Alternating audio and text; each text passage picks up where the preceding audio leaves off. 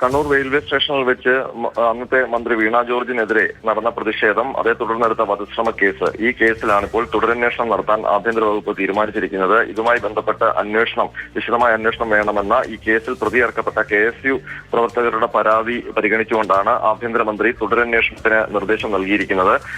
ഇതിനുവേണ്ടി ഒരു പ്രത്യേക സംഘത്തെ നിയോഗിക്കാനാണ് നിർദ്ദേശം. ആ പ്രത്യേക സംഘത്തിൽ SP റാങ്കിലുള്ള ഒരു ഉദ്യോഗസ്ഥൻ അന്വേഷണത്തിന് നേതൃത്വം നൽകണമെന്നുള്ള നിർദ്ദേശവുമാണ് നൽകിയിരിക്കുന്നത്. ഇത് സംബന്ധിച്ചുള്ള ഉത്തരവ് നാളെ ഇറങ്ങും. ആരാണ് അന്വേഷണ ചുമതലയുള്ള SP റാങ്കിലുള്ള ഉദ്യോഗസ്ഥൻ, അതുപോലെ തന്നെ ആ ടീമിൽ ആരൊക്കെയുണ്ട് എന്നൊക്കെയുള്ളത് ഉത്തരവ് ഇറങ്ങുമ്പോഴേ അറിയാൻ കഴിയൂ. നാളെ ഉത്തരവിറങ്ങുമെന്നാണ് പ്രതീക്ഷിക്കുന്നത്. ഏതായാലും കണ്ണൂർ റെയിൽവേ സ്റ്റേഷനിൽ വെച്ചാണ് ആരോഗ്യമന്ത്രിയായിരുന്ന വീണ ജോർജിനെതിരെ KSU പ്രവർത്തകരുടെ ഭാഗത്തുനിന്ന് പ്രതിഷേധമുണ്ടായത്.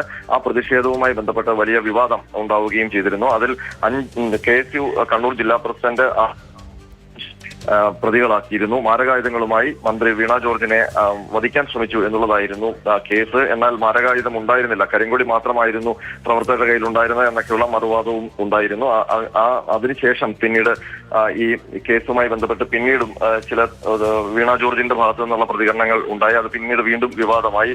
അപ്പോൾ അതുമായി ബന്ധപ്പെട്ട് വിശദമായ അന്വേഷണത്തിനാണ് ഇപ്പോൾ UDF സർക്കാർ ഒരുങ്ങുന്നത്. പൂജ. ശരി, R അനന്തകൃഷ്ണനാണ് വിവരങ്ങൾ നൽകിയത്.